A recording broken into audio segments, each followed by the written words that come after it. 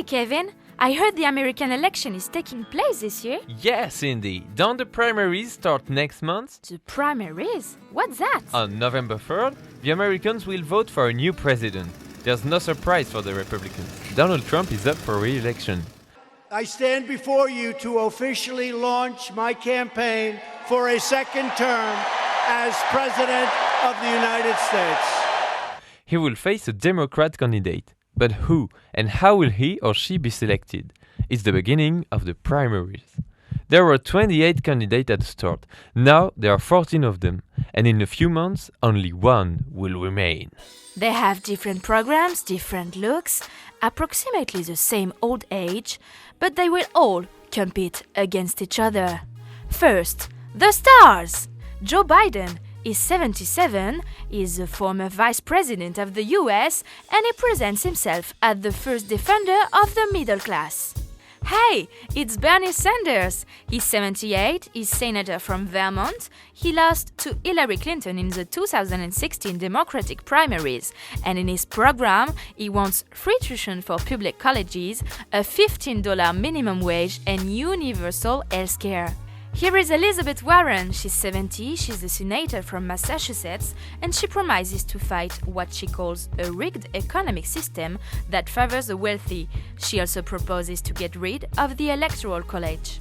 Michael Bloomberg is 77, is the former mayor of New York City, and is the 8th richest American, so is capable of financing his own campaign. He has allies in the Democratic Party thanks to his advocacy of climate change and fighting gun violence.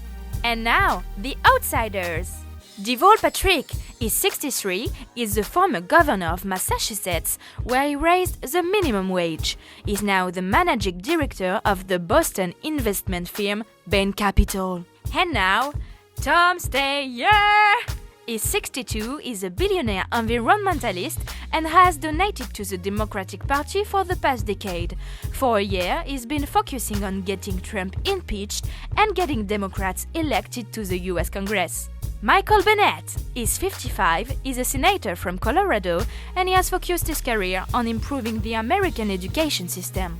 Tulsi Gabbard, she's 38, she's a US Congresswoman for Hawaii and a former Iraqi war veteran. She's been against US intervention in Syria. Marianne Williamson, she's 67, she's a best-selling author and believes her spiritually focused campaign can heal America. She's calling for $10 billion in reparation for slavery over 10 years, gun control, education reform, and equal rights for lesbian and gay communities. Andrew Young is 44, is an entrepreneur who wants to guarantee a universal income. He proposes a human-centered capitalism. John Delaney is 56, he is a former congressman from Maryland, and he promotes a universal healthcare system, raising the federal minimum wage and passing more gun safety laws. And last but not least, the ones who could still make it. Amy Klobuchar. She's 59, she's a US senator from Minnesota and a former prosecutor and corporate attorney. She supports an alternative to traditional Medicare funding and is taking a hard stance against rising prescription drug prices. And here is Pete Buttigieg. He's 37, is the mayor of South Bend in Indiana. He speaks 7 languages and served in Afghanistan with the US Navy. And he's the first openly gay presidential nominee.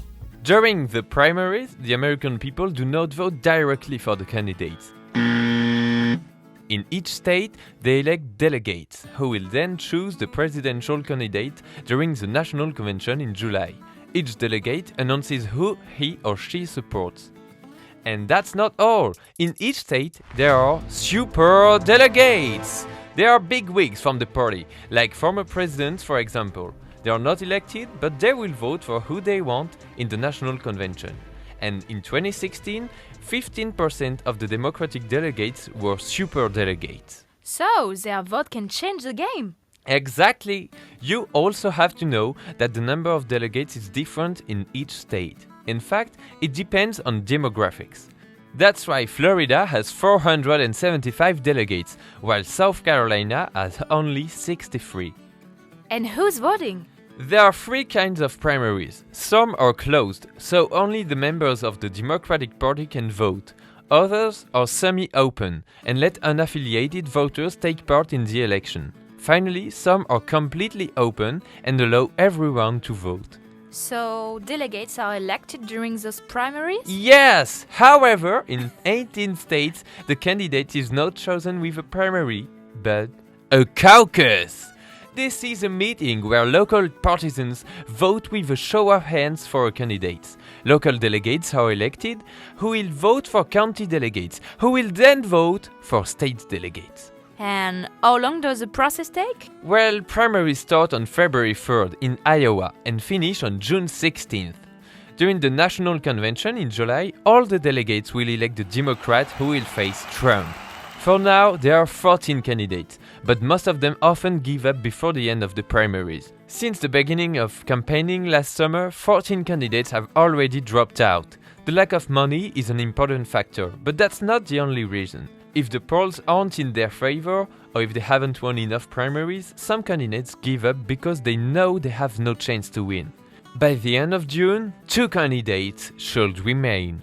The election haven't started yet, but the primary campaigns have. Fact-checkers, trolls and fake news on social media like Facebook are already at work. Oh, thank you, Kevin. That's very clear now.